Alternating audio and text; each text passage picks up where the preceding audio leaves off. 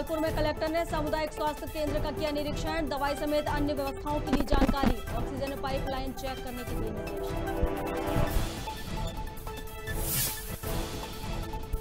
सिंगरौली में माढ़ा सरई और बैढ़न में हुई ओलावृष्टि, ओलों की मार से खराब हुई फसल, फिर ओले गिरने की से अधिक फसल बर्बाद होने के आसार।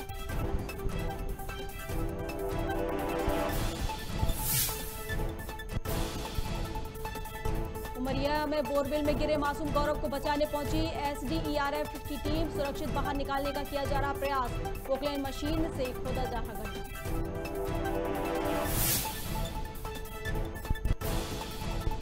यूक्रेन में फंसा श्योपुर का लाल, यूक्रेन में कर रहा एमबीबीएस की पढ़ाई, परिजन ने सरकार से लगाई छात्र को वापस लाने की गुहार।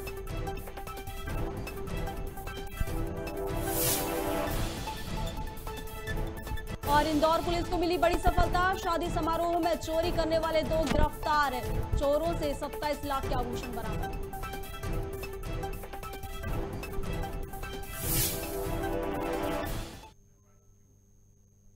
नमस्कार, खबर भारत देख रहे हैं आप, मैं हूं आपके साथ प्रियंका। चलिए बढ़ते हैं खबरों की ओर।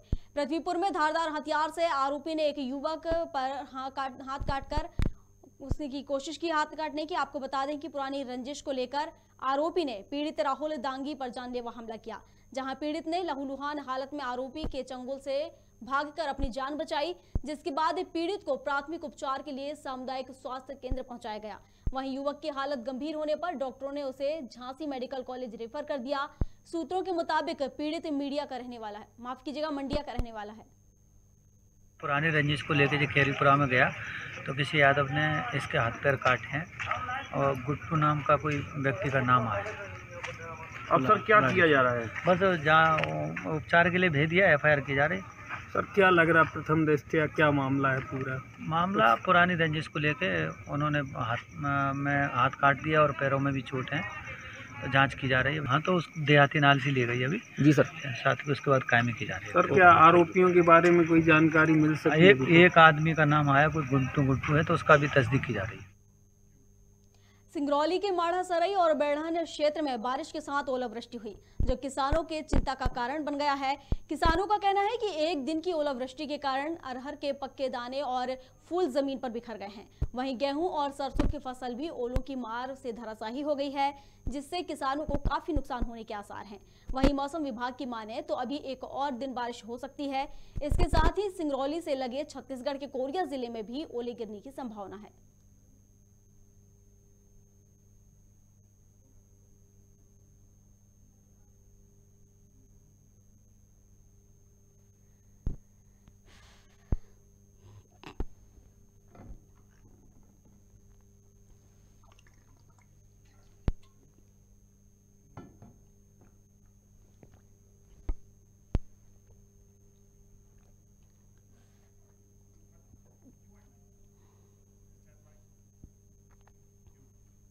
उमरिया जिले के ग्राम बड़छड़ में बोरवेल में गिरे मासूम गौरव को सुरक्षित बाहर निकालने का प्रयास किया जा रहा है। पोकलेन मशीन बुलाई गई है। इस मशीन की मदद से घटनास्थल से करीब 5 फीट की दूरी पर गहरा गड्ढा खोदा जा रहा है, जिससे कि मासूम का रेस्क्यू कर उसे सुरक्षित बाहर निकाला जा सके। बताया जा रहा है कि मासूम बोर के अंदर करीब 27 फीट पर मौजूद है। प्रशासन का यह प्रयास कितना कारगर साबित होगा, ये तो आने वाला वक्त ही बताएगा। लेकिन जानकारी लगते ही प्रशासन गंभीरता से दिखाई, उसने गंभीरता से वहां पहुंचा, जो कि प्रशंसनीय है। अब देखना होगा कि मासूम गौरव को बाहर निकालने का प्रयास आखिर कब तक सार्थक होता है।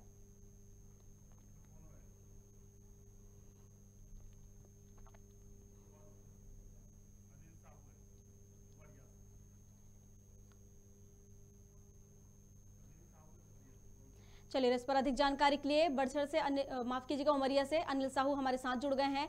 अनिल, कल बड़छड़ में बोरवेल में एक मासूम गिर गया था, उसका क्या अपडेट है? अभी फिलहाल क्या स्थिति है वहां की? बतलाना चाहूँ कि गौरव जो है करीब 18 घंटे रेस्क्यू करने के बाद भी उसे बचाया नहीं जा सका, क्योंकि उस दौरान 18 घंटे के दौरान उसके जिस बोरवेल में गिरा हुआ था उस बोरवेल में पानी था और पानी उसके सर के बल गिरने की वजह से पानी उसके मुंह में चला गया था और इसी वजह से उसकी मौत बोरवेल पे हो चुकी थी। पर ये कब का मामला, कितनी देर हुई है उसका ये पता चला जबकि उसकी मौत हो गई? इसे आज सुबह करीब 4 बजे रेस्क्यू टीम के द्वारा इसे निकाला गया था। निकालने के बाद तत्काल ही मौके से पास ही में कटनी जिले का एक बरही प्राथमिक स्वास्थ्य केंद्र ले जाया गया। वहां पे डॉक्टरों के द्वारा चेकअप करने के बाद बतलाया गया कि बच्चे की मौत जो है करीब 8 से 10 घंटे पूर्व ही हो चुकी थी। देखिए, काफी दर्दनाक है ये घटना। अभी फिलहाल उनके जो परिजन है उनका क्या हाल है अभी इस वक्त? परिजनों का तो रो रो के बुरा हाल है और डॉक्टरों के द्वारा जो है बच्चे का पीएम करके 100 बच्चों के परिवार को दे दिया गया है। सरकार के द्वारा किसी प्रकार की या कोई मुआवजे की बात हुई है? नहीं, अभी तक तो किसी भी तरह की कहीं से कोई घोषणा नहीं हुई है। आज ही क्योंकि शहडोल में आज उमरिया जिले के बाजू से शहडोल में मुख्यमंत्री जी आए हुए हैं और यह पूरा मामला प्रदेश के गृह मंत्री नरोत्तम मिश्रा जी के सामने भी है। हो सकता है कहीं न कोई मदद शासन की ओर से की जाए। चलिए ठीक है, आपका बहुत शुक्रिया हमारे साथ जुड़ने के लिए। तो आपने देखा कि अभी कुछ दिनों पहले हम जो बात कर रहे थे कि एक बच्चा बोरवेल में फंस चुका है, लेकिन अब ऐसी जानकारी आ रही है कि उस बच्चे की मौत हो गई है और उनके जो परिजन हैं उनका रो रो कर अब बुरा हाल है। और बेहद दर्दनाक घटना है ये। कल से एक उम्मीद लगाई जा रही थी कि शायद उस बच्चे को बचाया जा सके, लेकिन अब ये खबर आ रही है कि वो बच्चा अब नहीं रहा है। चलिए इसी के साथ अगली खबर की ओर बढ़ते हैं, जहां नरसिंहपुर जिला गाडरवारा तहसील में गाडरवारा एसडीएम सृष्टि जयंत देशमुख के समक्ष जन सुनवाई के दिन लोग अपनी परेशानियों को लेकर आते हैं और इन्हीं परेशानियों से जूझ रहे नागरिकों से खास बात की हमारे संवाददाता विनोद चौकसी ने। देखिए ये रिपोर्ट। हमारे पास बीपीएल नहीं है। हमारे पति की दिमाग की हालत 10 साल से बहुत तबीयत। कहाँ से आई हैं? हम पचामा से आए हैं। पचामा से 1-2 बार पहले आ चुकी हैं यहाँ पे? कई बार आ चुकी हैं, लेकिन बीपीएल नहीं बना। क्या आश्वासन दिया जाता है आपको? बन जाएगा आपका। बन जाएगा। मैडम से आपने बताई आपकी शिकायत? हाँ बताई थी। कितनी बार बता चुकी? 2-3 बार बताई। 2-3 बार बता चुकी। आज उम्मीद है फिर से वही बात लेके आएंगे। परेशानी ये है, विकलांग हूँ मैं, मुझे दम श्वास भरती है और नगर पालिका भटका रही है। क्या उधर जाओ बैंक से मिलेगी पेंशन, बैंक वाले भटका देते हैं। नगर पालिका सीएमओ से मिले थे नगर पालिका गाडरवाड़ा में? सीएम से नहीं मिले, वो दारा सिंह से मिले। वो तो आपको मिलने नहीं दिया सीएमओ से? क्या है? हाँ, नहीं मिलने देते, भी कहते आए नहीं सीएमओ साहब नहीं आ पाए हैं। हाँ। तो कितनी बार जा चुके हो आप गाडरवाड़ा नगर पालिका? हम कछु नहीं तो 20 दान हुआ है। 20 दान हुआ है। आप आंखों में बिल्कुल दिखते ही नहीं है आपके। परेशानी है, मेरी पैतृक जमीन 9 एकड़ है, जिसमें से 6 बंटवारे हैं। हाँ। 6 बंटवारों में 1.5 एकड़ आने थी, एक ने बेच दी और बाकी की जमीन बची वो 5 हिस्सों में बरोबर बांट के पटवारी साहब ने अपने हिसाब से किसी को ज्यादा किसी को कम ऐसी बांट दी। पटवारी के यानी खिलाफ में आप आरोप लगा रहे हैं? हाँ, कि उन्होंने गलत किया है। क्या नाम है उनका? उनका पटवारी का गंगाराम कुमरे जी हैं। तो आपका जन सुनवाई में आया? सुनवाई में आया। बंटवारे में आपको सहमति थी कि नहीं थी? बंटवारे में कोई सहमति नहीं थी। समस्या ये है कि हमारे 19 तारीख को रात में करीब 1 बजे आग लग गई थी। फिर हमने फोन नंबर था हमारा फायर ब्रिगेड का, फोन भी किया। फिर यहाँ पर किसी ने फोन नहीं उठाया तो हमारे आदमी कल लेके थे, नगर पालिका भी आए। फिर वहाँ भी कोई आवाज दी, मैंने कोई लोग नहीं पहुँचे, गाड़ी खड़ी थी। फिर होते आप मानते हैं नगर पालिका द्वारा जो है सही टाइम पे गाड़ी नहीं भेजी गई? हाँ, तो उससे हमारा जल्दी पहुँच जाए, इतना नुकसान नहीं हो पाएगा। हम करीब 2 परिवार हैं, 1 लाख के करीब हो गया नुकसान। कर्नाटक में बजरंग दल के कार्यकर्ता हर्ष के हिजाब मुद्दे पर हत्या के मामले में तूल पकड़ लिया है। बैरसिया में हिंदू संगठन रामा दलम ने सदस्यों के विरोध प्रदर्शन किया। इसके बाद बस स्टैंड चौराहे पर कार्यकर्ताओं को श्रद्धांजलि अर्पित कर नारेबाजी की गई। साथ ही हत्या करने वाले आरोपी के खिलाफ सख्त कार्रवाई की मांग की गई है। वहीं रामा दलम के सह संस्थापक योगेश शर्मा का कहना है कि कर्नाटक में सोची समझी साजिश के तहत हिंदू संगठन के कार्यकर्ताओं की निर्मम हत्या की गई है, जिसको रामा दलम किसी कीमत पर सहन नहीं करेगा।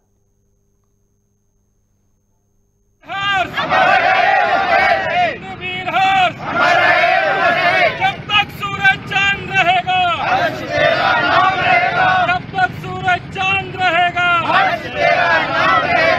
हिंदूवादी संगठन के कार्यकर्ता हर्ष की जो नृशंस तरीके से कुछ असामाजिक तत्वों ने, बल्कि असामाजिक तत्व नहीं, विधर्मियों ने उनको घेरकर हत्या की, हम उसका विरोध करते हैं और उस बात की कड़ी निंदा करते हैं और वहाँ की सरकार से मांग करते हैं कि दोषियों के विरुद्ध कड़ी से कड़ी कार्रवाई की जाए और ऐसी शक्तियों को, ऐसी ताकतों को चेताना चाहते हैं। अगर वो इस प्रकार के कृत्य करके हमको डराने का सोचते हैं तो मैं उनको बता दूं, हम उस समुदाय के हैं, हम उस कौम के लोग हैं जो मरकर आग को गले लगाते हैं, यानी कि हम आग को गले लगाने के लिए भी मरना पसंद करते हैं।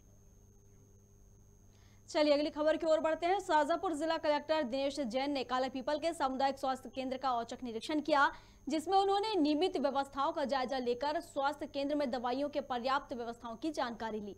साथ ही बीएमओ को कोविड केयर सेंटर में वार्ड में ऑक्सीजन पाइपलाइन चेक करने के निर्देश दिए, जिसके बाद कलेक्टर जैन ने भर्ती मरीजों से बातचीत कर उनका हालचाल भी जाना। देखिए, ये जो यहाँ का सिविल हॉस्पिटल है काला पीपल का, इसमें क्या अभी व्यवस्थाएं हैं और क्या और इम्प्रूव किया जा सकता है, क्योंकि राज्य शासन जो है लगातार स्वास्थ्य सेवाओं में बढ़ोतरी के लिए प्रयास कर रही है। तो अभी कोविड का जो 3rd फेज चला था उसमें तो अभी चीज़ें कंट्रोल में रही हैं, लेकिन तो भी हमारी जो स्वास्थ्य सुविधाएं हैं उनमें लगातार हम लोग बढ़ोतरी करने के लिए और क्या अच्छे से कर सकते हैं, स्टाफ की व्यवस्थाओं की बात है, मशीनों की बात है, लैब टेस्टिंग के लिए नई मशीनें आ रही हैं, एक्सरे वगैरह में भी कुछ मॉडर्नाइजेशन करेंगे।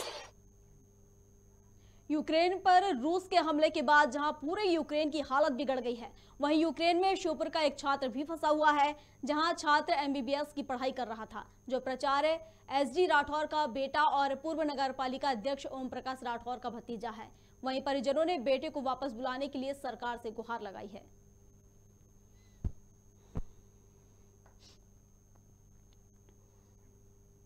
चलिए अगली खबर की ओर बढ़ते हैं। अलीराजपुर जिले के जोवट में पूर्व जिला प्रचारक और नर्मदा भक्त मंडल के राष्ट्रीय संयोजक उपेंद्र होलकर का आकस्मिक निधन हो गया है। होलकर एक पैर से दिव्यांग होने के बावजूद भी मोटरसाइकिल से 5 बार नर्मदा की परिक्रमा लगा चुके हैं। बताया जा रहा है कि राज्यपाल मंगूभाई पटेल से मिलने का छबुआ जा रहे थे। वहीं प्रवास के लिए होलकर एक निजी होटल में रुके थे, जहां उनको दिल का दौरा पड़ा और उनकी मृत्यु हो गई।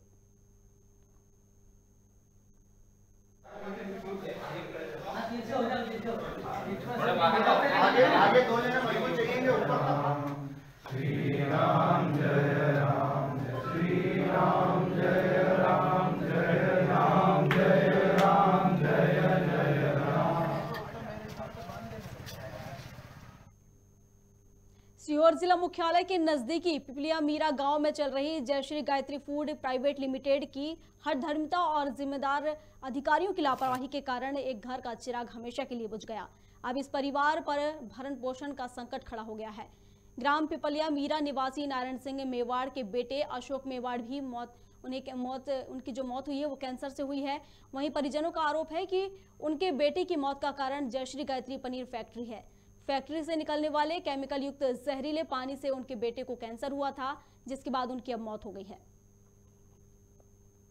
कल आपके बच्चे का देहांत हो गया, कैसे हुआ? ये कैंसर होगा। कैंसर में ये गंदा पानी जो आ रहा नहीं, ये पनीर फैक्ट्री का, इनसे और भी आदमी ने बीमारी बन गई। और भी लोग बीमार हो रहे हैं। हाँ, और भी। आपको भी कोई तकलीफ हो रही है इससे? अरे मुझे क्या तकलीफ हो, देखो अपने लड़का को कैंसर हो गई।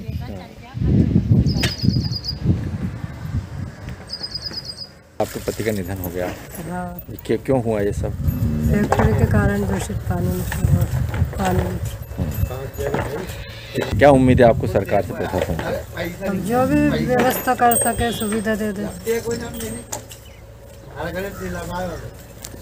आपकी जमीन कहाँ पर है? पीपलिया में। क्या स्थिति जमीन की फैक्ट्री के कारण? स्थिति में इससे बहुत स्थिति खराब है। पानी जाने से क्या है, लहसुन भी, प्याज भी, मवेशी भी, सब में दिक्कत पड़ रही है।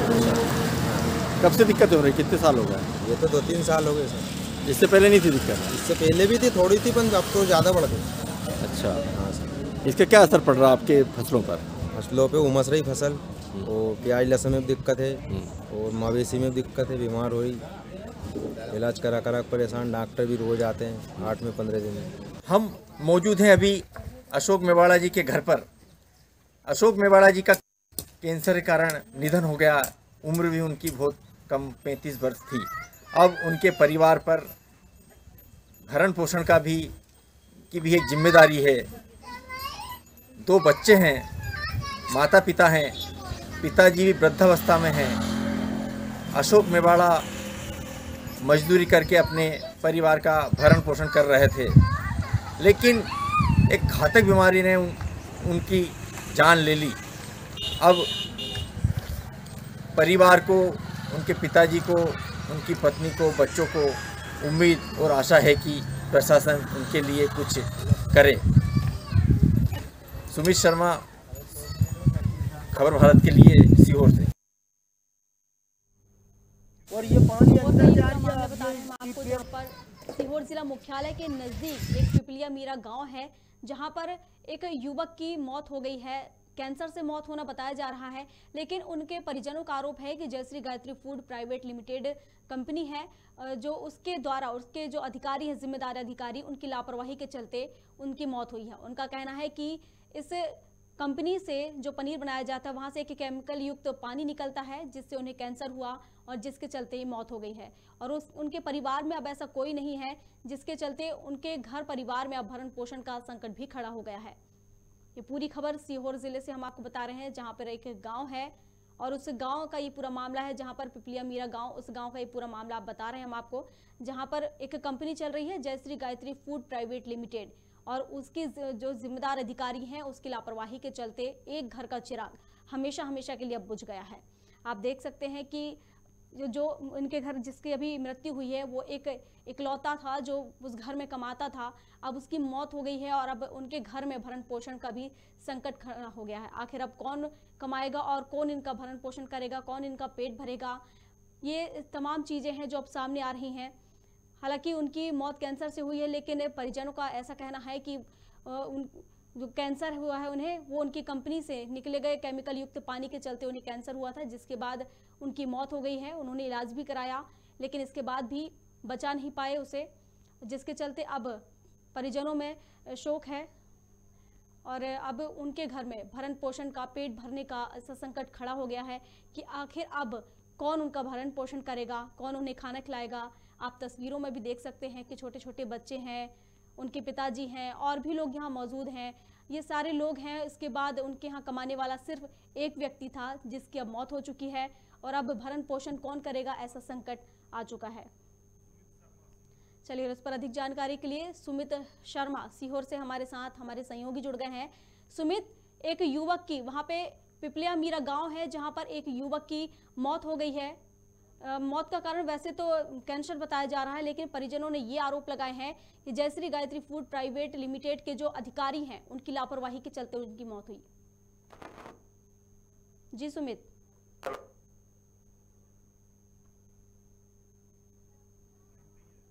सुमित, आपकी आवाज मुझ तक नहीं पहुंच पा रही है, कृपया माइक साफ पास में रखकर बात करें। Hello hello. जी मैडम। जी सुमित बोलें। हेलो जी मैडम। सुमित, एक युवक की जी पिपलिया मीरा गांव है जहां पर एक युवक की कैंसर से मौत हो गई है, लेकिन परिजनों का आरोप है कि जो पनीर फैक्ट्री है उसके जो अधिकारी हैं उनकी लापरवाही के चलते ये मौत हुई है।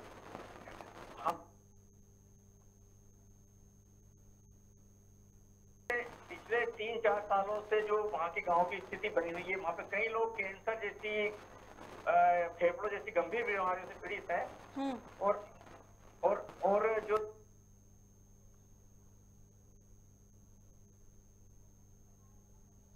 हो रहे हैं, इसके इंस्पेक्शन हो रहे हैं, वो वहाँ पे का पानी पी के, उस क्षेत्र का पानी पी के लोग बीमार पड़ रहे हैं, गंभीर रूप से बीमार पड़ रहे हैं।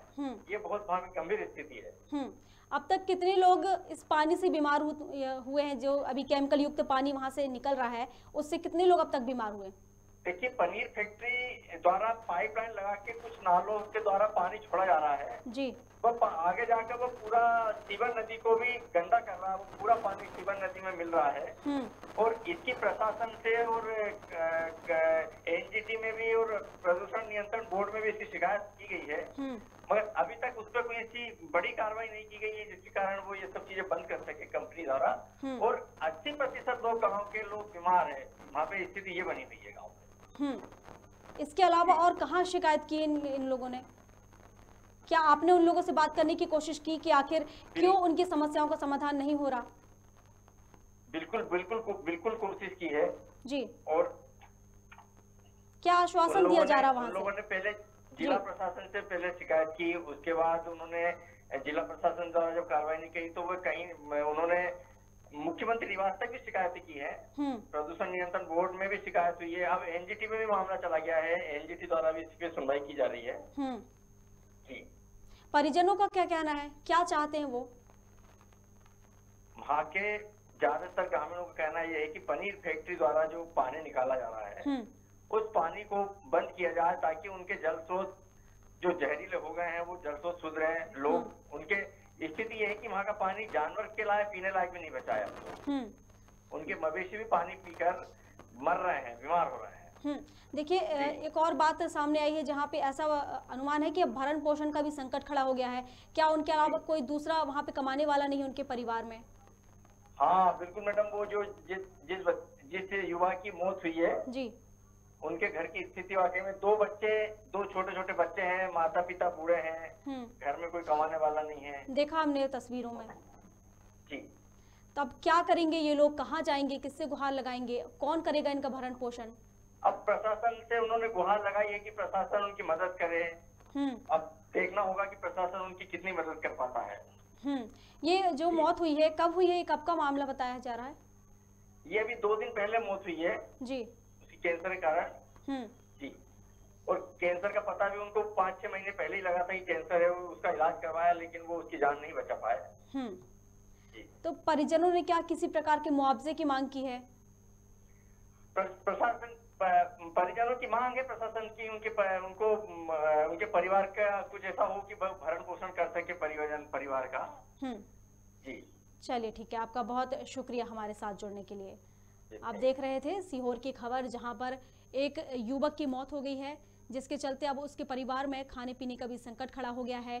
युवक एक इकलौता था जिसकी वजह से ये पूरा परिवार चल रहा था, लेकिन अब उसकी मौत हो चुकी है कैंसर के चलते, जिसके चलते अब ये संकट खड़ा हो गया। आखिर वो प्रशासन से गुहार लगा रहे हैं, अब देखना होगा कि प्रशासन कब तक उनके इस समस्या का निदान करता है। चलिए तब तक हम अगली खबर की ओर बढ़ते हैं। इंदौर की हीरानगर थाना पुलिस को बड़ी सफलता मिली है। पुलिस ने शादी समारोह में चोरी करने वाले चोरों को गिरफ्तार किया है, जिनके कब्जे से पुलिस ने 27 लाख से अधिक के चोरी के आभूषण बरामद किए हैं। एडिशनल डीएसपी राजेश रघुवंशी ने बताया कि ये चोर गिरोह राजस्थान के भरतपुर के हैं, जिन्होंने पूछताछ में 40 लाख से अधिक की चोरी की वारदात कबूल की है। 6 तारीख को थाना हीरानगर क्षेत्र में एक शादी का समारोह था, जिसमें कुछ लोगों ने घुसकर और बैग लिफ्ट कर लिया था। बैग में कुछ ज्वेलरी थी। थाना हीरानगर में इसमें प्रकरण पंजीबद्ध हुआ था।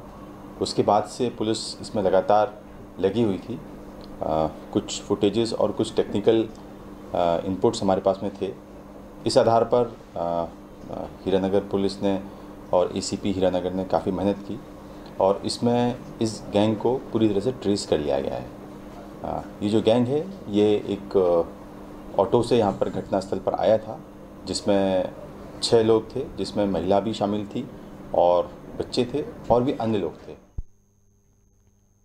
मध्य प्रदेश के पन्ना जिले में रिश्वतखोरी के मामले थमने के नाम नहीं ले रहे हैं।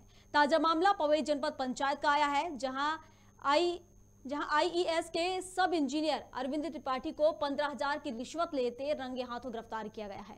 बता दें कि सीमरा खुर्द में खेल मैदान कार्य के मूल्यांकन के लिए सरपंच से 20,000 की मांग की गई थी, जिसमें से 5,000 की रिश्वत लेते सब इंजीनियर पहले ही ले चुका था, जिसकी शिकायत सरपंच ने सागर लोकायुक्त में भी की थी। मामले की गंभीरता को लेते हुए लोकायुक्त टीम ने आरोपी को रिश्वत की शेष राशि 15,000 रुपए लेते धर दबोचा है।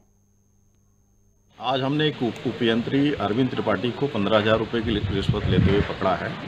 आवेदक रामकिशोर द्वारा जो है ग्राम पंचायत सिमरा खुर्द में खेल मैदान बनाने के कार्य का मूल्यांकन करने की एवज में रिश्वत की मांग की जा रही थी और उसको हमने तस्दीक किया, सही पाया और आज हमने उपयंत्री अरविंद त्रिपाठी को 15,000 रुपये की रिश्वत लेते हुए पकड़ा है। भ्रष्टाचार अधिनियम की धारा।